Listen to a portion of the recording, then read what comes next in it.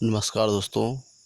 आज हम लोग क्लास 7 एनसीईआरटी इतिहास की बुक का चैप्टर नंबर 4 जो कि मुग़ल साम्राज्य है से संबंधित महत्वपूर्ण बातें देखेंगे।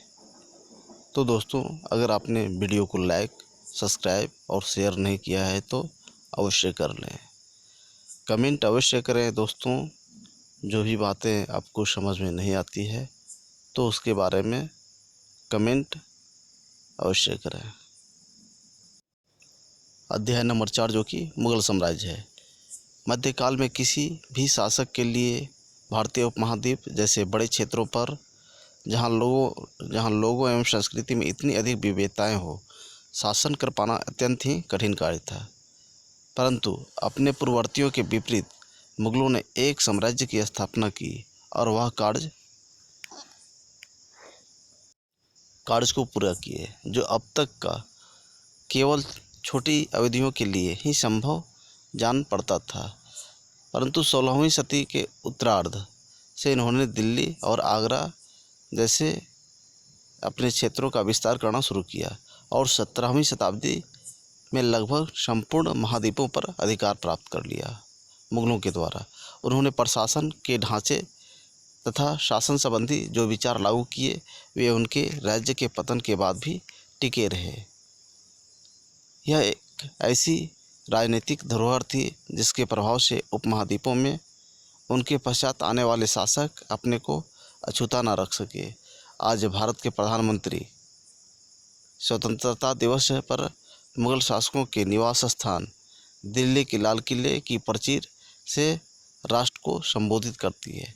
दोस्तों, दिल्ली के लाल किले का एक हम लोग फुटेज को देखते हैं।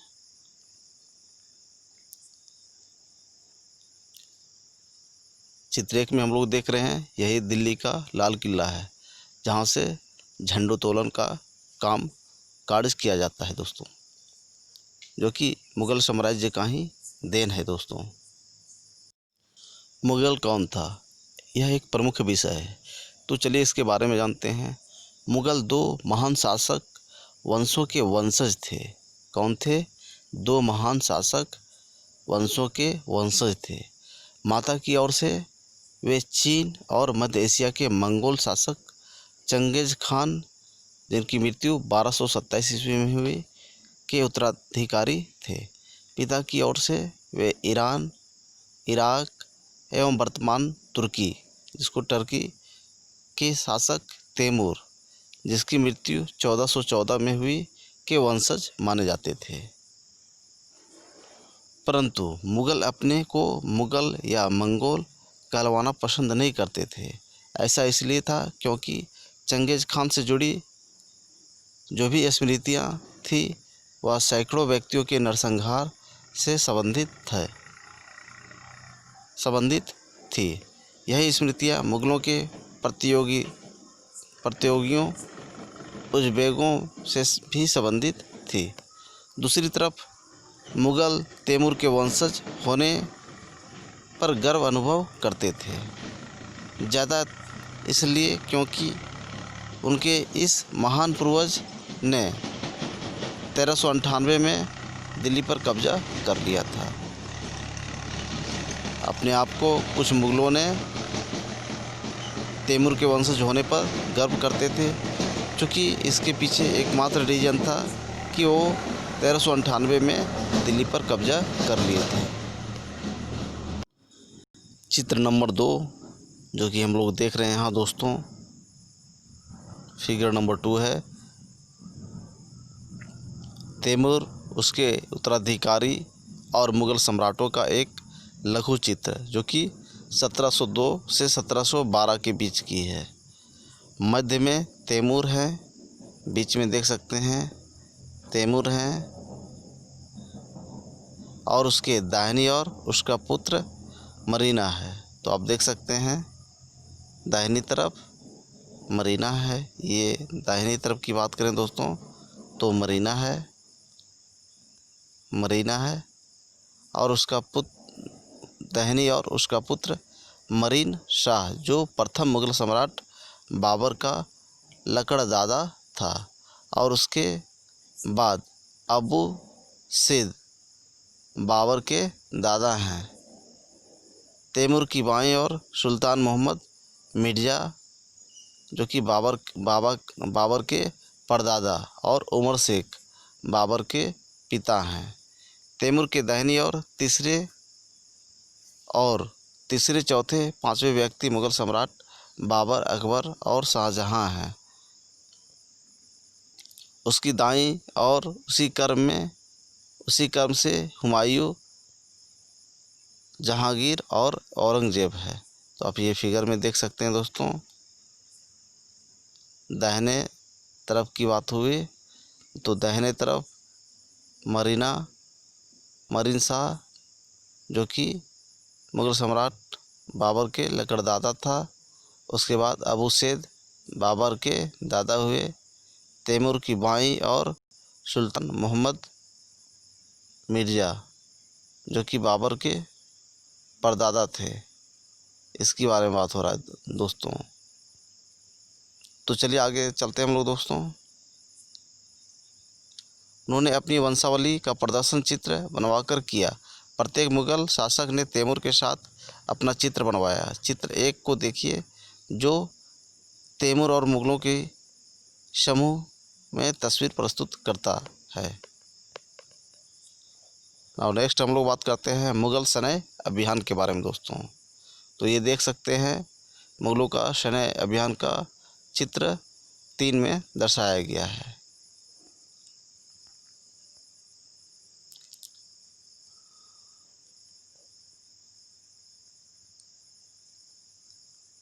प्रथम मुग़ल शासक जिनका शासनकाल 1526 से 1530 है। प्रथम मुग़ल शासक जो कि बाबर थे, जिनका शासनकाल 1526 से 1530 हुआ, ने जब 1494 में फरघाना राज्य का उत्तराधिकारी प्राप्त किया तो उसकी उम्र केवल 12 वर्ष की थी। मंगोलों की दूसरी शाखा उज़्बेकों के आक्रमण के कारण उसे अपनी पीतक गद्दी छोड़नी पड़ी। उज़्बेकों के आक्रमण के कारण गद्दी छोड़नी पड़ी जो कि मंगोलों की दूसरी शाखा थी। अनेक वर्षों तक भटकने के बाद उसने 1504 में काबुल पर कब्जा कर लिया। उसने 1526 में दिल्ली के सुल्तान इब्राहिम लोदी को पानीपत में हराया और दिल्ली और आगरा को अपने कब्जे में कर लिया। अर्थात देख सकते हैं दोस्तों तालिका 1 में कुछ क्रियाकलाप के बारे में बताया गया है। फिर आगे के अध्यायों के बारे में चर्चा किया गया है। सफ़ेद ईरान से अकबर हुमायूं के संबंधों में क्या अंतर है, इसके बारे में पूछा जा रहा है। गोलकुंडा और बीजापुर के अधिग्रहण में दक्कन में युद्ध का अंत हो पाया, इसके बारे में पूछा जा रहा है। यहाँ इस फिगर में हम लोग देख रहे हैं चित्र नंबर 4 में, जिसमें दर्शाया गया है दोस्तों 16वीं शताब्दी के युद्धों में तोप और गोलाबारी का पहली बार इस्तेमाल किसके द्वारा किया गया? बाबर के द्वारा, जो कि पानीपत की पहली लड़ाई था, जो कि बहुत ही प्रभावी ढंग से और सफल हो पाया था दोस्तों। आगे बात करते हैं दोस्तों। यह तालिका नंबर 1 है जो कि मुग़ल सम्राट के प्रमुख अभियानों और घटनाओं से संबंधित है। देख सकते हैं मुग़ल सम्राट बाबर हैं जो कि जिनका शासनकाल 1526 से लेकर 1530 तक रहा। तो इस बीच इनके कार्यकाल में क्या घटनाएं हुए उनके बारे में हम लोग जानते हैं।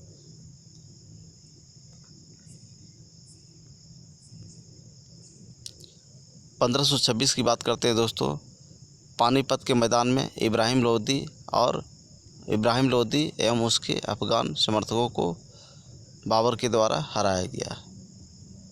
1527 में बाबर के द्वारा खुनुआ में राणा संगा, खुनुआ एक जगह का नाम है दोस्तों, में राणा संगा राजपूत राजाओं और उनके समर्थकों को हराया। 1528 में चंदेरी में राजपूतों को बाबर ने हराया। तो लगातार हम देख रहे हैं दोस्तों 1526 में इब्राहिम लोदी को बाबर ने हराया 1527 में। खुनवा में राणा संगा को बाबर ने हराया और 1528 ईस्वी में चंदेरी के जो राजपूत थे उनको भी बाबर ने हराया। अपनी मृत्यु से पहले दिल्ली और आगरा में मुग़ल नियंत्रण को स्थापित किया। आगे बात करते हैं दोस्तों हुमायूं के बारे में।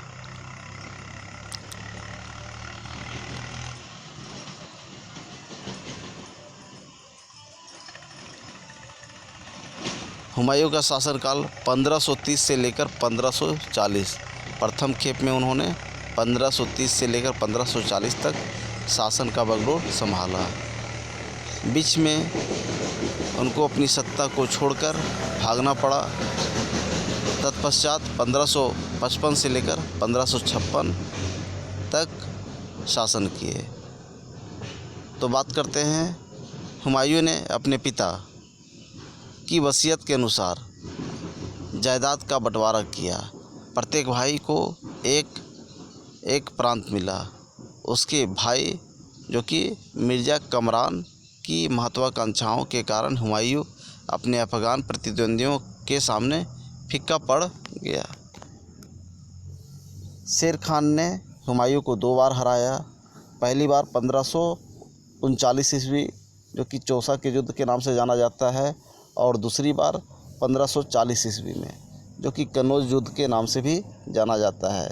इन पराजयों ने उसे ईरान की ओर भागने को बाध्य कर दिया। तो हम लोग देखें दोस्तों, हुमायूं ने 1530 से लेकर 1540 तक पहली बार सत्ता पर शासन किया और तत्पश्चात हुमायूं को पराजय का सामना करना पड़ा। अपने जो प्रतिद्वंदी था उनके सामने झुकना पड़ा। तदनुपरांत पुनः सत्ता में 1555-56 जो कि 1 वर्ष का कार्यकाल उन्होंने किया। ईरान में हुमायूं ने सफ़ाविदा शाह की मदद ली। उसने 1555 में दिल्ली पर पुनः कब्जा कर लिया, परंतु उससे अगले वर्ष इस इमारत में एक दुर्घटना घटी जिसमें उनका मृत्यु हो गई। उसके बाद अकबर का शासनकाल हुआ जो कि मुग़ल के तीसरे प्रमुख शासक थे, जिन्होंने 13 वर्ष की अल्पायु में अकबर सम्राट बना। जो अकबर थे 13 वर्ष की आयु में सम्राट बन गए। तो हम लोग देख रहे हैं दोस्तों अकबर का जो शासनकाल था 1556 से लेकर 1605 जो कि लगभग 50-51 साल शासन किए और मुग़ल सम्राट में एक प्रमुख जाने माने शासक के तौर पर गिने जाते हैं। तो देख रहे हैं कि उसके शासनकाल को 3 अवधियों में विभाजित किया जा सकता है, जिसमें से पहला अवधि जो 1556 और 1570 के मध्य अकबर अपने संरक्षक जो कि बैरम खान थे और अपने घरेलू कर्मचारियों से स्वतंत्र हो गए। उसने सूरी और अन्य अफ़गानों निकटवर्ती राज्यों में मालवा, गोंडवाना तथा अपने सौतेले भाई मिर्ज़ा हकीम और उज़्बेकों के विद्रोही को दबाने के लिए सैन्य अभियान चलाए। 1568 की बात है दोस्तों। 1568 में सिसोदिया की राजधानी जो कि चित्तौड़ हुआ करता था और 1569 में रणथंभौर पर कब्जा कर लिया। तो एक साथ उन्होंने 2 जगह काम किए, जिसमें से 1568 में अकबर के द्वारा सिसोदिया की राजधानी जो कि चित्तौड़ बनाया और रणथंभौर पर 1569 में शासन किया, कब्जा कर लिया। सेकेंड नंबर का बात करते हैं दोस्तों, जिसमें 1570 और 1585 के मध्य की बात है दोस्तों, जिसमें गुजरात के विरुद्ध सैन्य अभियान किए। इन अभियानों के पश्चात उसने पूर्व में बिहार, बंगाल, उड़ीसा में अभियान चलाए, जिन्हें 1579-80 में मिर्ज़ा हकीम के पक्ष में हुआ। विद्रोह ने और जटिल कर दिया। पॉइंट नंबर 3 की बात करते हैं। 1585 से लेकर 1605 के मध्य अकबर के साम्राज्य का विस्तार हुआ। 1585 से लेकर 1605 के बीच अकबर का साम्राज्य का काफ़ी विस्तार हुआ दोस्तों। उत्तर पश्चिम में अभियान चलाए, सफ़ाविदों को हराकर कंधार पर कब्जा कर लिया। कश्मीर को भी जोड़ लिया गया। इस बीच जो है सो कश्मीर को भी जोड़ा गया। मिर्ज़ा हकीम की मृत्यु के पश्चात काबुल को भी उसने अपने राज्य में मिला लिया। कहने का मतलब है काबुल का उस समय शासक मिर्ज़ा हकीम था, जिनकी मृत्यु के उपरांत अकबर ने उसे अपने राज्य में मिला लिया।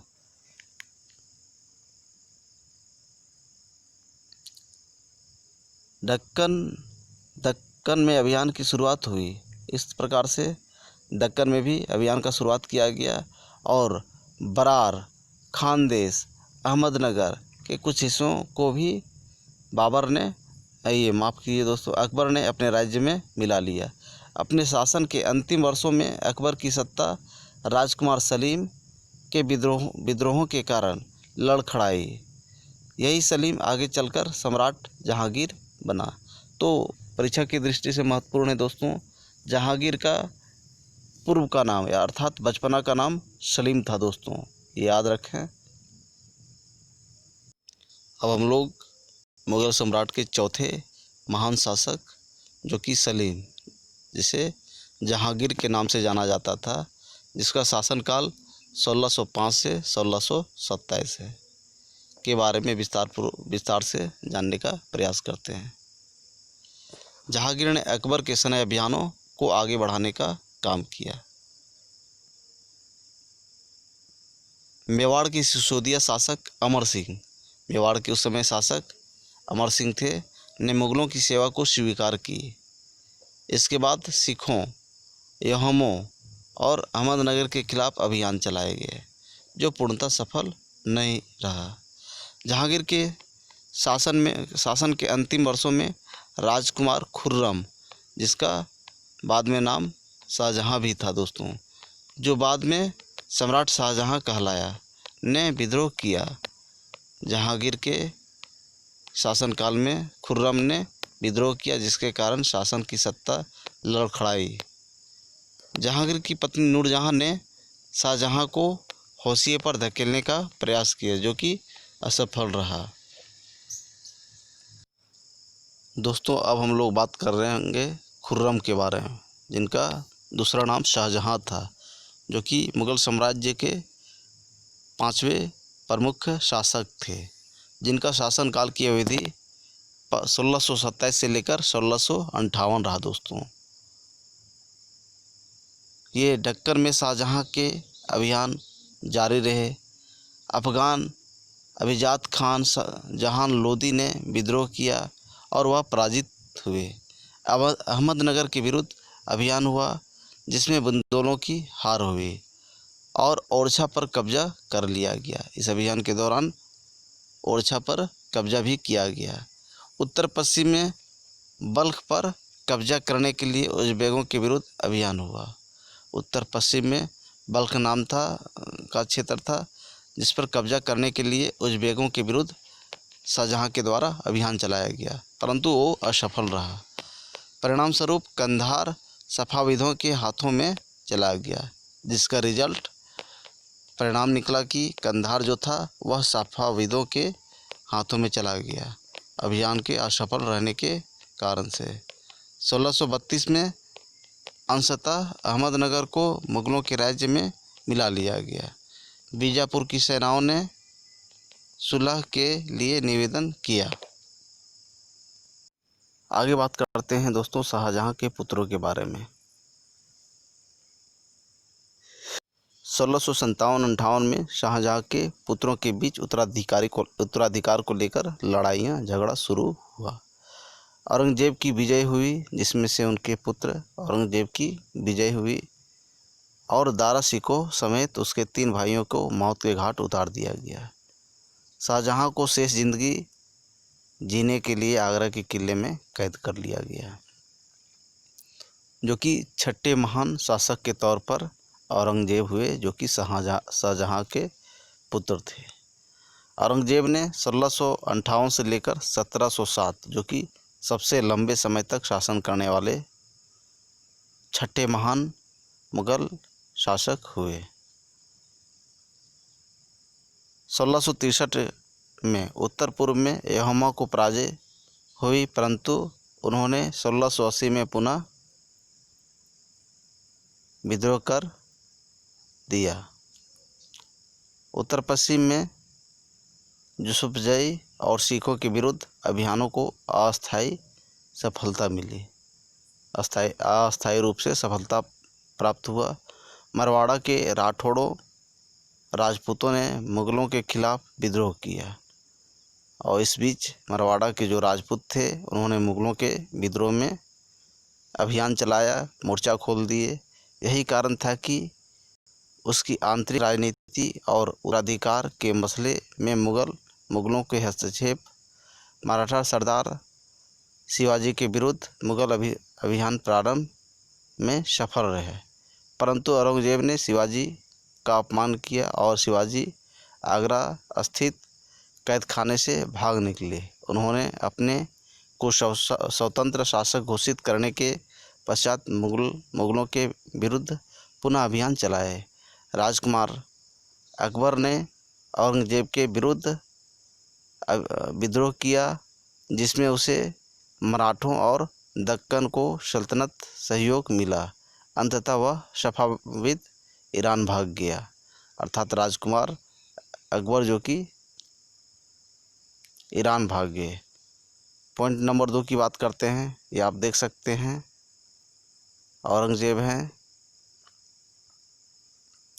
अकबर के पॉइंट नंबर 2 की बात करते हैं। अकबर के विद्रोह के पश्चात औरंगजेब ने दक्कन के शासकों के विरुद्ध सेनाएं भेजी। 1685 में बीजापुर और 1687 में गोलकुंडा को मुगलों ने अपने राज्य में मिला लिया। 1698 में औरंगजेब ने दक्कन में मराठों जो छापामार पद्धति का उपयोग कर रहे थे के विरुद्ध अभियान का प्रबंधन स्वयं किया। औरंगजेब को उत्तर भारत में सिखों, जाटों और सतनामियों, उत्तर पूर्व में यहोमों और दक्कनों में मराठों के विद्रोह का सामना करना पड़ा। उसकी मृत्यु के पश्चात उत्तराधिकार के लिए युद्ध शुरू हो गया।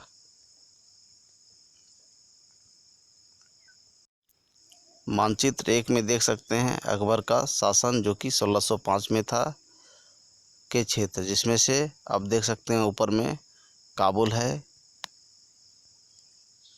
है, ये कंधार है, श्रीनगर है, कश्मीर है जो कि 1586 में जीता गया, लाहौर है, पंजाब है, यहाँ पानीपत और दिल्ली, दोनों पानीपत जो कि हरियाणा में है, दिल्ली है, मथुरा, आगरा, फतेहपुर सीकरी, अंबर, ये सारे यूपी का क्षेत्र है। इधर देख सकते हैं आप इस इलाके में जो कि राजस्थान का क्षेत्र है, अजमेर है, चित्तौड़गढ़, रणथंभौर है, इधर सिंध है। इधर आप गुजरात देख सकते हैं दोस्तों, ये आपका मालवा है जो 1561 ईस्वी में मुगलों के द्वारा जीता गया। इलाहाबाद, पटना जो कि बिहार में है, गोंडवाना क्षेत्र है, उड़ीसा है, बंगाल है, अहमदनगर जो कि एक प्रमुख केंद्र था, ये गोलकुंडा है, बीजापुर है। इधर आप देख सकते हैं दोस्तों अरब सागर है, इधर बंगाल की खाड़ी है। ऊपर आप जम्मू कश्मीर है जो कि पहाड़ी इलाका है दोस्तों। आगे बात करते हैं उत्तराधिकार की मुगल परंपराएं। इधर देख सकते हैं राजपूतों के साथ मुगलों की शादियां, इसके बारे में दिया हुआ है दोस्तों, जिसमें से जहांगीर की माँ जिसका नाम कछवा की राजकुमारी थी, जहांगीर की माँ जो कछवा की राजकुमारी थी, वह अंबर, वर्तमान में जो कि जयपुर नाम से जाना जाता है, के राजपूत शासक की जो पुत्री थी। शाहजहाँ की माँ एक राठौड़ राजकुमारी थी, वह मरवाड़ा अर्थात जोधपुर के राजपूत शासक की पुत्री थी। तो जहांगीर की जो माँ थी वह कछवा की राजकुमारी थी। कछवा अर्थात वर्तमान में जयपुर है, जिसको जयपुर के नाम से हम लोग जानते हैं। दूसरा, शाहजहां की जो माँ है वह राठौड़ की राजकुमारी थी, जो कि मरवाड़ा, जो कि वर्तमान में जोधपुर के नाम से हम लोग जानते हैं, जो कि राजपूतों की राजधानी हुआ करती थी। तो मुगलों जो कि हिंदुओं से शादी किए थे। आगे बात करते हैं दोस्तों उत्तराधिकार की मुगल परंपराएं के बारे में। तो मुगल ज्येष्ठाधिकार के नियम में विश्वास नहीं करते थे, जिनमें ज्येष्ठ पुत्र अपने पिता के राज्य का उत्तराधिकार होता था। तो उस समय का नियम था दोस्तों, वे ज्येष्ठ पर विश्वास नहीं करते थे, परंतु जिसमें ज्येष्ठ पुत्र अपने पिता के राज्य का उत्तराधिकारी होता था, उसके विपरीत उत्तराधिकारी में वे सहदयाद की मुगल और तैमूर वंशों की प्रथा को अपनाते थे, जिसमें उत्तराधिकार का विभाजन समस्त पुत्रों में कर दिया जाता था, जो कि तालिका 1 में दिए गए रंगीन उदाहरणों को पढ़ना है दोस्तों, और मुगल राजकुमारों के विद्रोह से जुड़े प्रमाणों पर गौर करना है। आगे बात करते हैं दोस्तों मुगलों के अन्य शासकों के संबंध में। तो तालिका 1 को पुनः एक बार हम लोग देख लें दोस्तों, जो कि ऊपर में दिया हुआ है दोस्तों।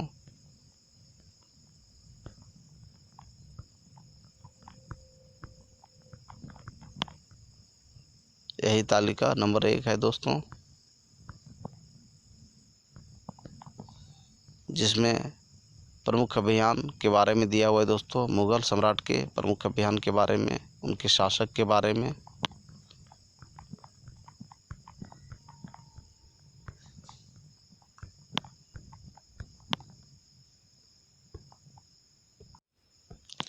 तो आप पाएंगे कि मुगलों ने उन शासकों के विरुद्ध लगातार अभियान किए जिन्होंने उनकी सत्ता को स्वीकार करने से इनकार कर दिया था।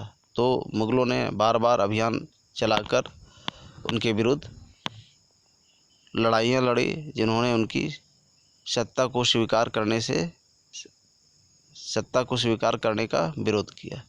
जब मुगल शक्तिशाली हो गए तो अन्य कई शासकों ने स्वेच्छा से उनकी सत्ता को स्वीकार कर लिए।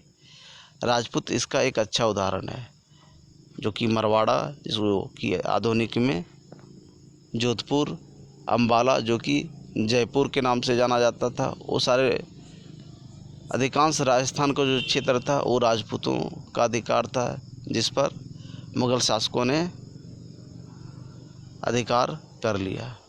अनेकों ने मुगल घराने में अपनी पुत्री के विवाह करके उच्च पद प्राप्त किए, परंतु कईयों ने विरोध भी किया, जिसमें से हम लोग मरवाड़ा देखें, अम्बाला देखें, जो कि अपनी राजपूत पुत्रियों की शादी कर मुगल के उच्च ओहदे पर बैठे।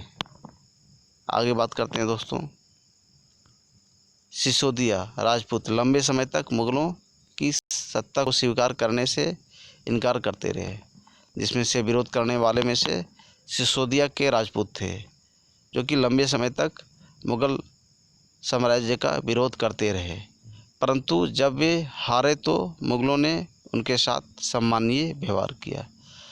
जब युद्ध में हार गए सिसोदिया राजपूत, तो मुगल साम्राज्य उनके साथ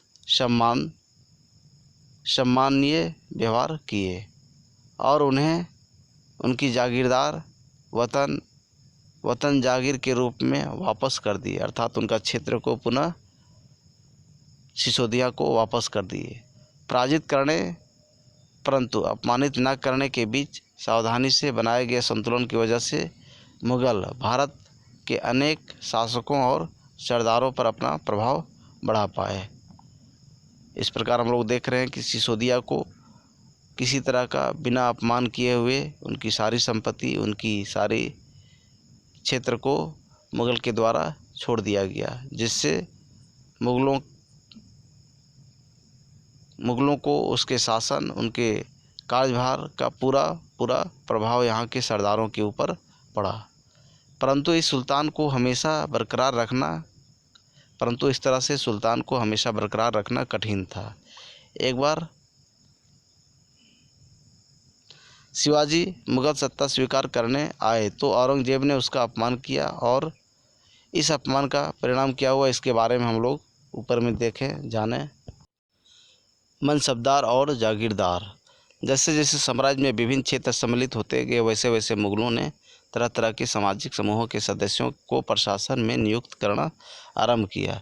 शुरू में ज़्यादातर सरदार अर्थात तुर्की और तुरानी थे, लेकिन अब इस छोटे समूह के साथ साथ उन्होंने शासक वर्ग में ईरानियों, भारतीय, मुसलमानों, अफ़गान, राजपूतों, मराठों और अन्य समूहों को सम्मिलित किया। मुग़लों की सेवा में आने वाले नौकरशाह मनसबदार कहलाए।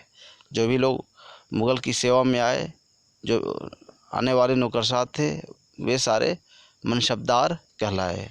मनसबदार का शाब्दिक अर्थ या शब्द का प्रयोग ऐसे व्यक्ति के लिए होता था जिन्हें कोई मनसब यानी कोई नौकरी, कोई सरकारी हैसियत अथवा पद मिलता था, जो कि ऊंचे पद पर आसीन होते थे। यह मुग़लों द्वारा चलाई गई श्रेणी व्यवस्था थी, जिसके जरिए पद, वेतन एवं सेना उत्तरदायित्व निर्धारित किए जाते थे। पद और वेतन का निर्धारण जात की संख्या पर निर्भर था। जात की संख्या जितनी अधिक होती थी, दरबार में अभिजात की प्रतिष्ठा उतनी बढ़ जाती थी और उसका वेतन भी उतना ही अधिक होता था। आगे बात करते हैं। जो सनई उत्तरदायित्व मनसबदारों को सौंपे जाते थे, उन्हीं के अनुसार उन्हें घुड़सवार रखने पड़ते थे। जितने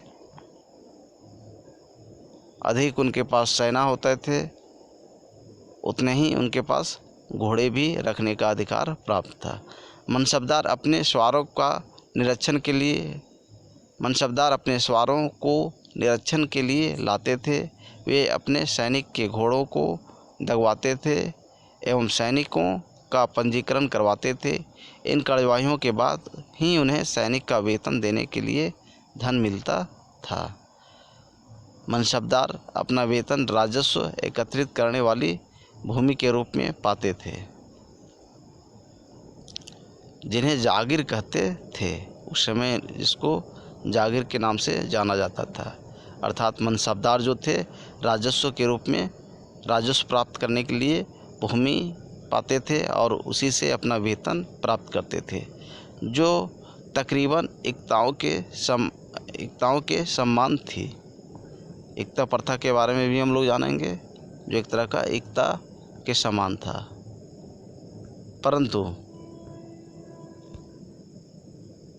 परंतु मनसबदार मुक्तियों से भिन्न अपने जागीरों पर नहीं रहते थे और ना ही उन पर प्रशासन करते थे। उसके पास अपनी जागीरों से केवल राजस्व एकत्रित करने का अधिकार था। यह राजस्व उनके नौकरों उनके लिए एकत्रित करते थे, जबकि वे स्वयं देश के किसी अन्य भाग में सेवारत रहते थे। यहाँ जात की श्रेणियाँ के बारे में हम लोग देख रहे हैं दोस्तों, जिसमें से 5000 जात वाले अभिजातों का दर्जा 1000 वाले जात से ऊंचा होता था। अर्थात जितनी जात उतना ही ऊंचा माना जाता था। अकबर के शासनकाल में 29 ऐसे मनसबदार थे जो 5000 जात की पदवी के थे।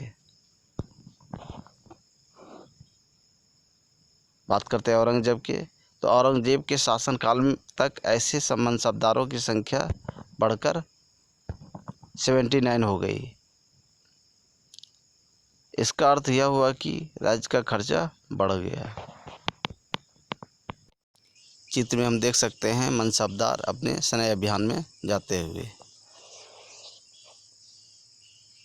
आगे बात हैं चित्र नंबर 6, जहाँ शाहजहाँ के राजकाल के एक लघु चित्र के ब्यौरा दर्शाया गया। यही शाहजहाँ का राजकाज का एक लघु चित्र है दोस्तों, जिसमें देख सकते हैं एक बुढ़ा व्यक्ति को कुछ धन दिया जा रहा है। फिर देख रहे हैं गरीबों को पीटा जा रहा है। तो यहाँ देख सकते हैं चित्र नंबर 6 में दर्शाया गया है, जहाँ शाहजहाँ के राजकाल के एक लघु चित्र के ब्यौरे हैं, जहाँ जहांगीर के समय भ्रष्टाचार को दिखाया गया। देख सकते हैं जहांगीर के समय कितना अधिक भ्रष्टाचार बेपत्ता था।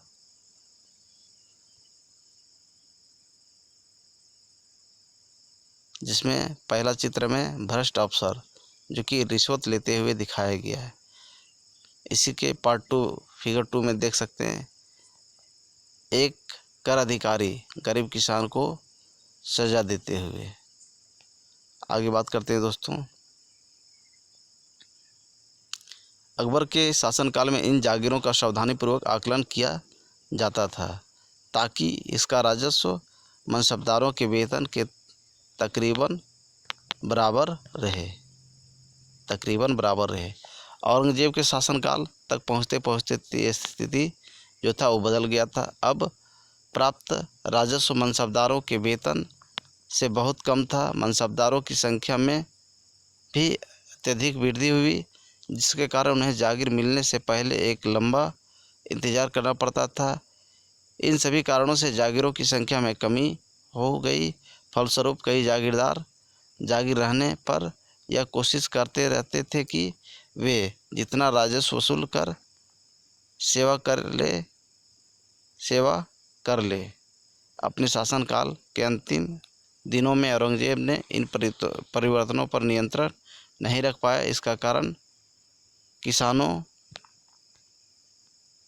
को अत्यधिक मुसीबतों का सामना करना पड़ा। अब देखते हैं जब्त और जमींदारी के बारे में। मुगलों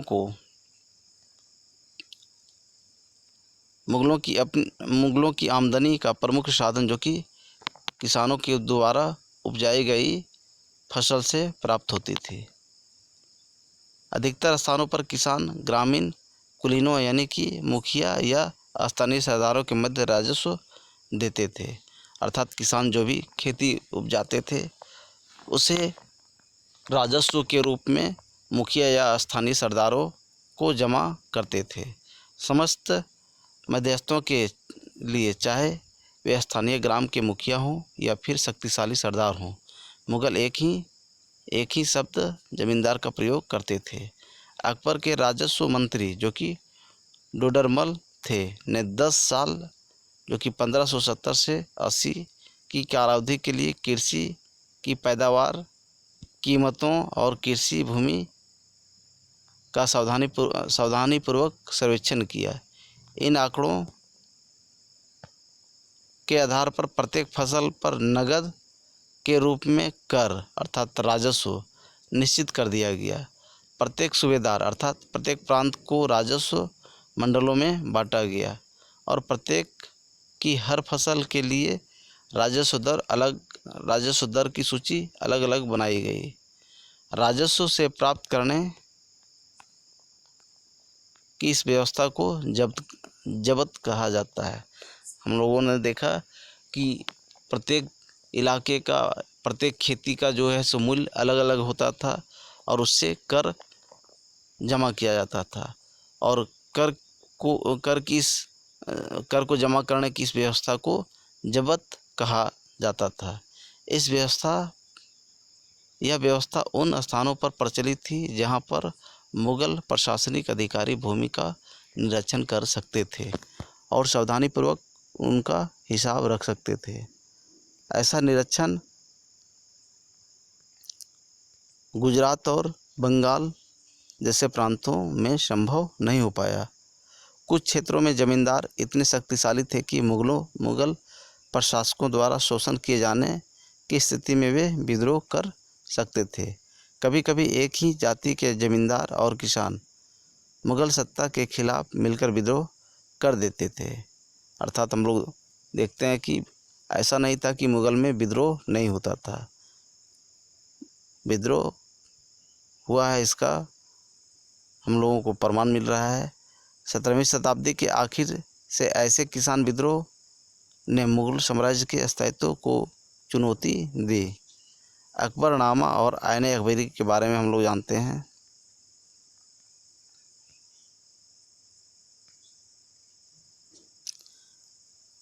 अकबर ने अपने करीबी मित्र और दरबारी अबुल फजल को आदेश दिया कि वह उसके शासनकाल का इतिहास लिखे।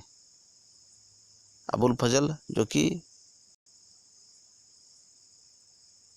अकबर के इतिहास को लिखते थे। अबुल फजल ने इतिहास 3 जिल्दों में लिखा और जिसका शीर्षक अकबरनामा है, अर्थात कह सकते हैं कि अकबरनामा जो कि अबुल फजल द्वारा लिखित पुस्तक का नाम है, जो कि अकबर का शीर्षक, जो कि अकबर के इतिहास के बारे में लिखा जा रहा था, उस बुक का नाम अकबरनामा है।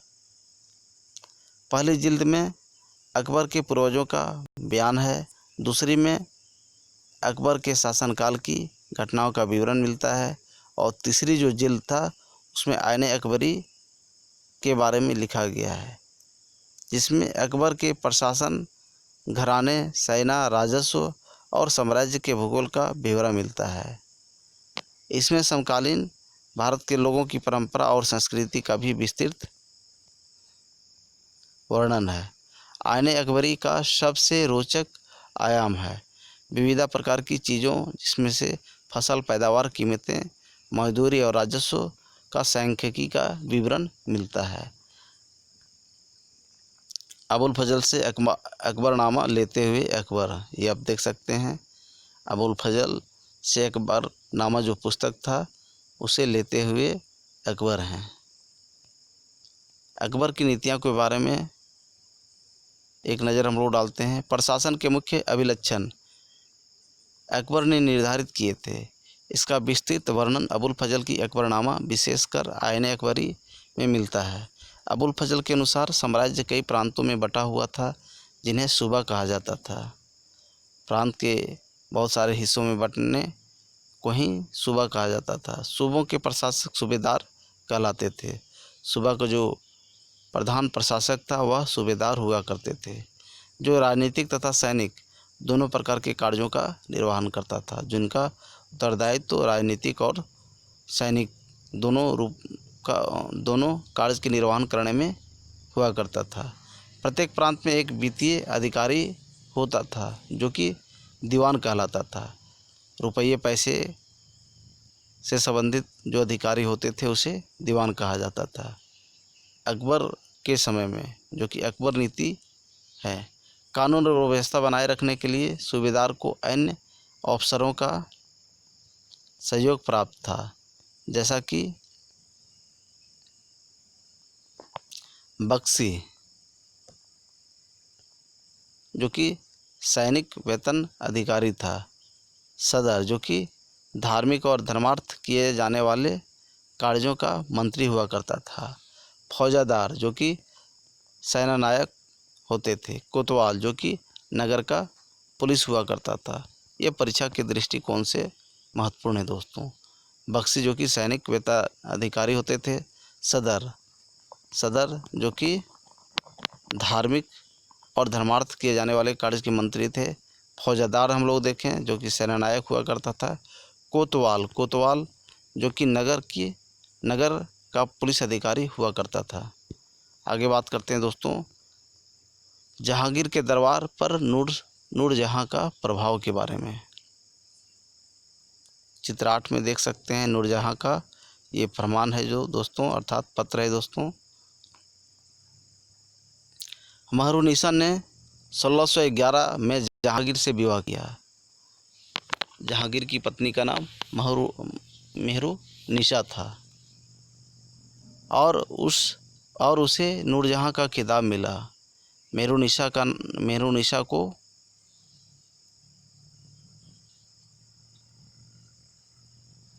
नूरजहां हमेशा जहांगीर के प्रति अत्यधिक वफादार रही और उसको समय समय पर सहयोग देती रही। नूरजहां के सम्मान में जहांगीर ने चांदी के सिक्के जारी किए। जहांगीर की पत्नी का नाम महरुनिसा थी, जो कि बाद में नूरजहां के नाम से जाना गया। अपने प्रेम को जाहिर करने के लिए जहांगीर ने नूरजहां के नाम पर एक चांदी के सिक्के ढलवाए, अर्थात मुग़ल शासन में चांदी के सिक्के ढालने का कार्य किए गए हैं, जिसमें से एक और उसके स्वयं के खिताब उत्कीर्ण थे और दूसरी ओर यह वाक्य रानी बेगम नूरजहां के नाम से गढ़ा हुआ था। बाईं ओर दिया गया दस्तावेज नूरजहां द्वारा जारी किया गया आदेश जो कि फरमान होता था। चोकर मोहर बताती है उद्दत और महान महारानी नूरजहां पादशाह बेगम का आदेश। गोल मोहर के अनुसार शाह जहांगीर के प्रताप से महारानी चंद्रमा जैसी बेहोशाली बन गई। हम कामना करते हैं कि नूरजहां पादशाह इस युग के सर्वोत्तम महिला बने।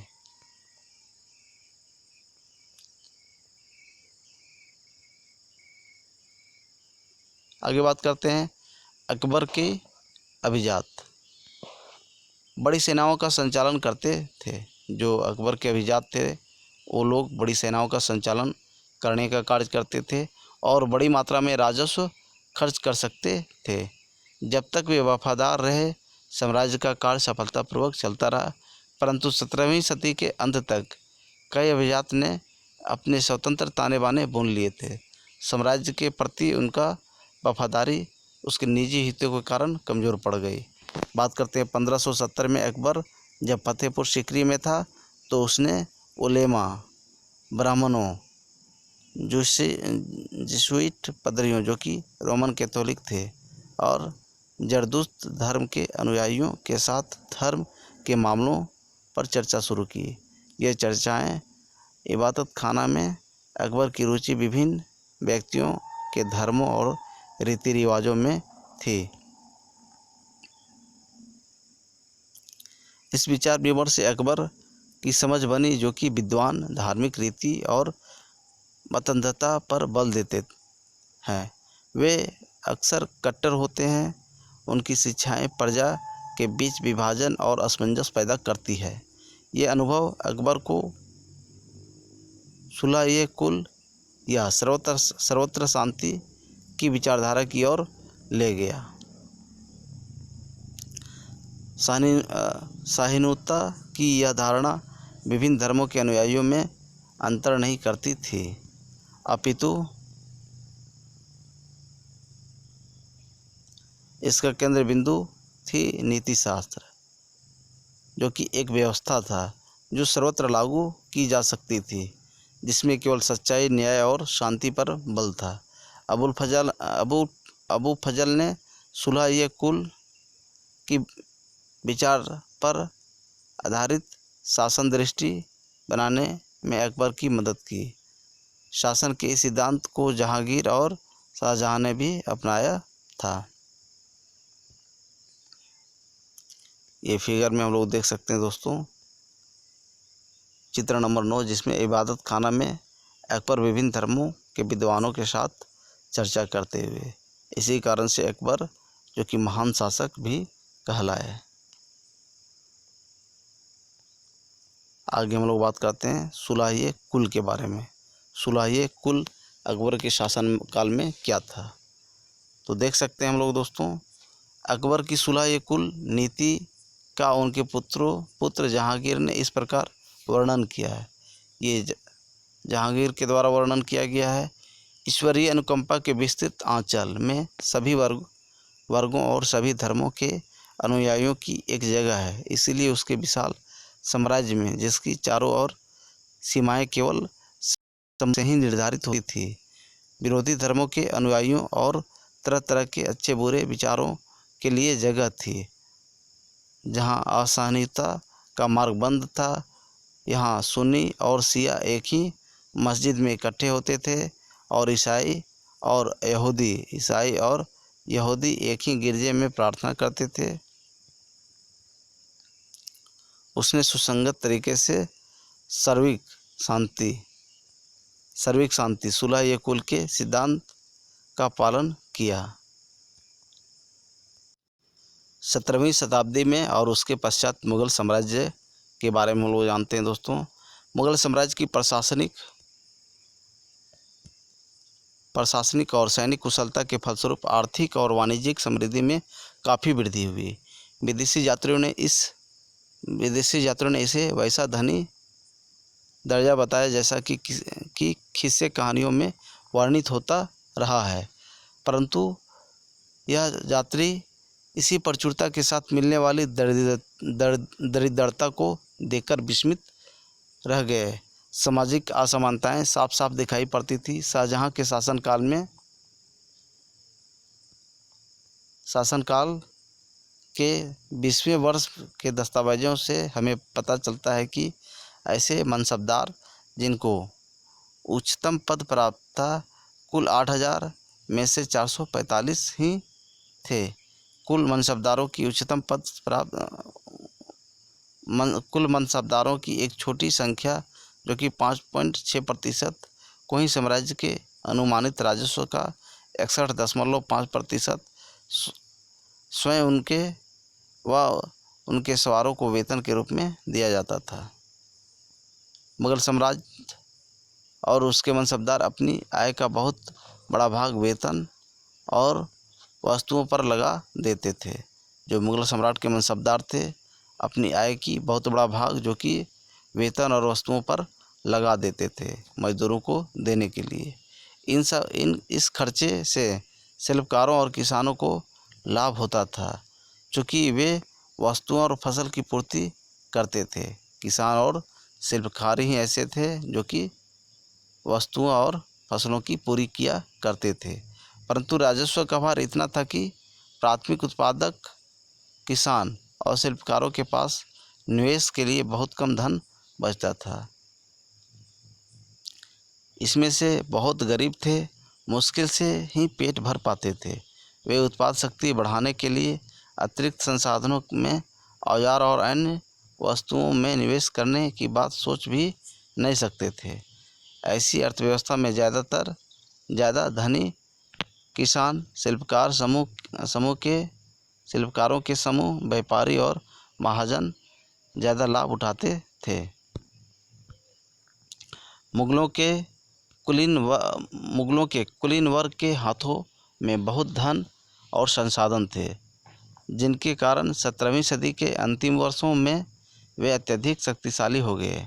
जैसे जैसे मुग़ल सम्राट की सत्ता पतन की ओर बढ़ती गई, वैसे वैसे विभिन्न क्षेत्रों में सम्राट के सेवक स्वयं ही सत्ता के शक्तिशाली केंद्र बनने लगे। इनमें से कुछ ने नए वंश स्थापित किए और हैदराबाद एवं अवध जैसे प्रांतों में अपना नियंत्रण जमाया। यद्यपि वे दिल्ली के मुग़ल सम्राट को स्वामी के रूप में मान्यता देते रहे, तथापि 18वीं शताब्दी तक साम्राज्य के कई प्रांत अपनी स्वतंत्र राजनीतिक पहचान बन चुके थे। इसी के बारे में 10वें अध्याय में विस्तार पूर्वक हम लोग चर्चा करेंगे। राजा और रानियों के बारे में कुछ हम लोग जानते हैं दोस्तों। 16वीं सदी में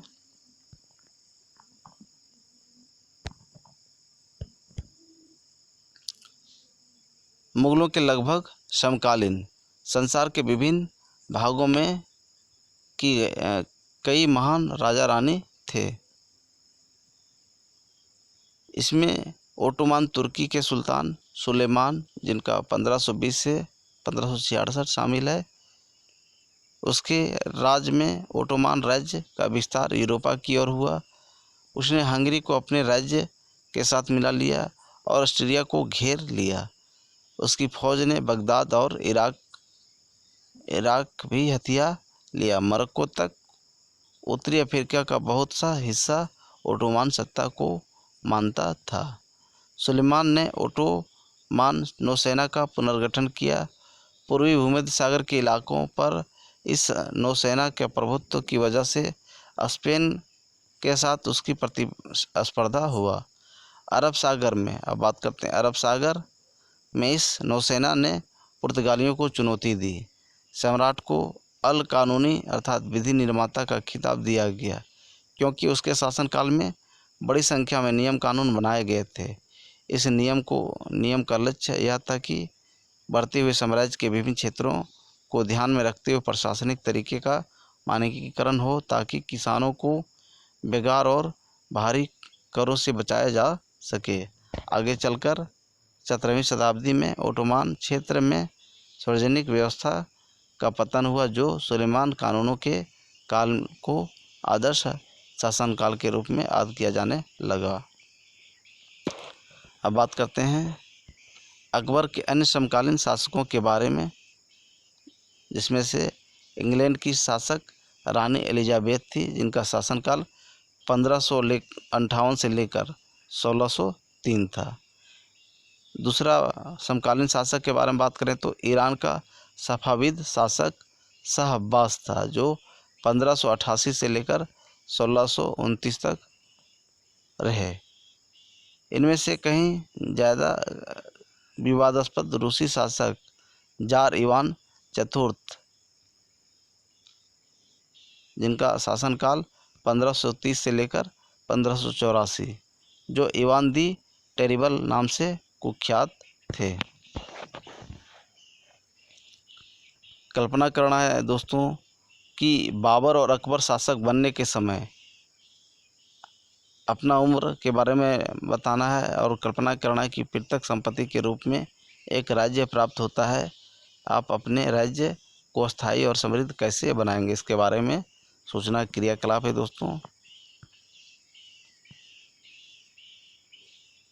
यहाँ सही जोड़े को मिलाना है दोस्तों। मनसब मंगोल, सिसोदिया राजपूत, राठौड़ राजपूत, नूरजहाँ सूबेदार, जिसमें से दिया हुआ मरवाड़ा गवर्नर, उज्बेक मेवाड़ पद जहांगीर। तो एक दूसरे में मैच करवाना है दोस्तों। कुछ रिक्त स्थान है उसको भरना है। कुछ प्रमुख शब्द है जिसमें से मुगल, मनसब, जागीरदार, जात, सवार, सुलाये कुल, ज्येष्ठाधिकार, सादियात, जबत, जमींदार, इस सब के बारे में जानना है।